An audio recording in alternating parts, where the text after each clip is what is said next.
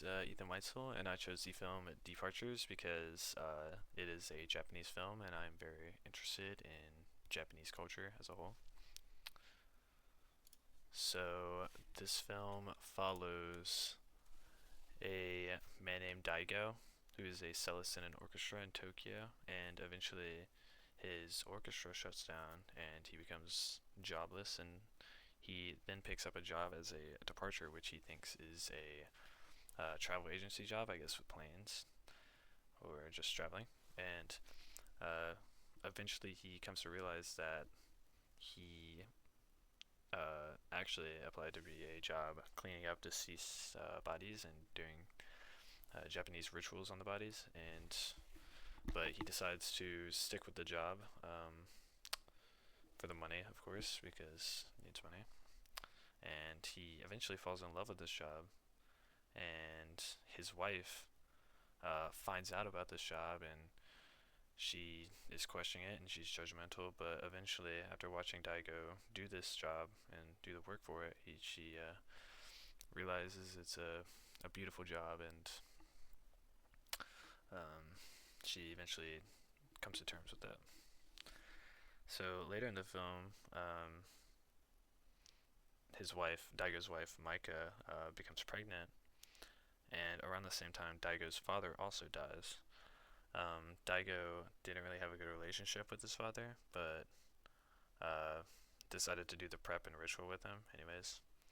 And while cleaning his dad's body, Daigo discovered a stone that he gave him, or he gave to his father as a child, and this makes Daigo upset, realizing his father cared and uh, had the stone with him. So he was really torn up about it. And in the last moments of the film, uh, Daigo puts the stone that he found in his dad's hand, and he presses it on his wife's pregnant his wife's pregnant stomach. And I believe this represents forgiveness and healing of old wounds. So, some of the cinematography and film techniques I found in the film, first off, was close up shots. It really showed the significance of the body preparation in the Japanese rituals on the deceased. And another thing that I found was lighting. Throughout the film, many scenes used like a soft and natural light throughout, and um, the the film also used wide shots to show the beautiful landscape throughout, and I thought that was really cool. So my so sorry. The cultural significance of the film really introduced the audience to more of the Japanese culture, which I'm pretty interested in, and uh, the film also highlights how people in Japan think differently of older versus newer Japanese culture techniques, which I think can apply for any country. And this helps the viewer understand how people of modern society view enkofning, which is the Japanese ritual, as dirty work instead of like the peace that comes from it. Like the peace and like, yeah, just the peace that comes with that. Alright, so the personal response. Watching Departures created a unique watching experience for me because obviously I wanted to learn about Japanese cultures, and before watching, I didn't really know how it was going to be, and I found it very interesting learning more. And I feel like I could kind of relate to Daigo's character because he was a person searching for purpose, and he felt lost sometimes and wasn't sure where his dreams were going to end up going, and I feel like I can relate to that.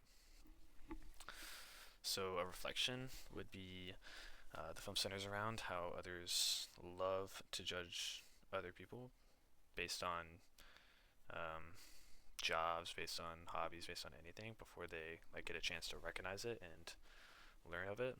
And um, this is shown because Daigo got judged from everybody for being in Kovner, because it's a really it can look like a pretty tough job and a little dirty, some people could say. and he eventually took pride into it and saw his job as a work of respect, and other people did as well. So some social issues I found in the film. I found that job insecurity was the number one thing, I think, because Daigo doesn't really um, like his job, and at first he doesn't like his job, and other people at first don't like his job until they watch it and realize that it's a form of peace and not some dirty work or some weird work or anything. And the second thing I found was family problems. Daigo's relationship with his dad was really iffy, and it shows real world problems that people come across with their families, especially when, if you don't have a good relationship with like your mom and she passes or has something serious going on and they start to care. That's kind of what I found. And another thing was like the fear of death and the avoidance of death. The film really shows how people get scared over that stuff, and how Japanese culture really helped people find like peace in it. All right, and so down here, this is a Instagram post with quotes on it that I found interesting, and also a description of the movie down here. And this was a tweet that I read before I watched the film, just to kind of see what I was getting into and learn more about the film, just in little ways, just little readings. And this is a Reddit thread that showed the outline of the film and the beauty of the film, and um, some of the things that I didn't really quite understand. This helped me. And um, this part, uh, this video showed some of this guy's favorite moments in the film, and helped me understand all the little parts again. And then this part was an important scene in the movie because it was Daigo's first time being around a body, and I'm sure he was unsure of what he wanted to do. And eventually he fell in love with it. So, yeah.